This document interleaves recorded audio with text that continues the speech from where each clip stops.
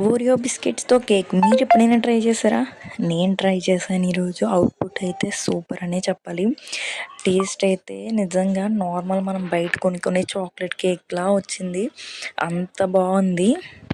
ఈ Oreo cake ఎలా చేశానో తెలుసుకోవాలనుకుంటే వీడియో ఎండ్ వరకు చూసేయండి. ఫస్ట్ అయితే 4 ఓరియో బిస్కెట్ ప్యాకెట్స్ అయితే తీసుకున్నాను. అవి తీసుకొని మిక్సీలో బ్లెండ్ చేసుకోవాలి. సాఫ్ట్ పౌడర్లా అయితే బ్లెండ్ చేసుకొని ఒక బౌల్లోకి అయితే తీసుకోవాలి. తర్వాత అందులో కొంచెం కొంచెంగా మిల్క్ అయితే వేసుకుంటూ ఒకే డైరెక్షన్లో అయితే మిక్స్ చేసుకోవాలి. తర్వాత అందులోనే కొంచెం బేకింగ్ సోడా, తర్వాత నేనైతే కొంచెం షుగర్ అయితే యాడ్ చేసుకుంటున్నాను స్వీట్నెస్ కోసం.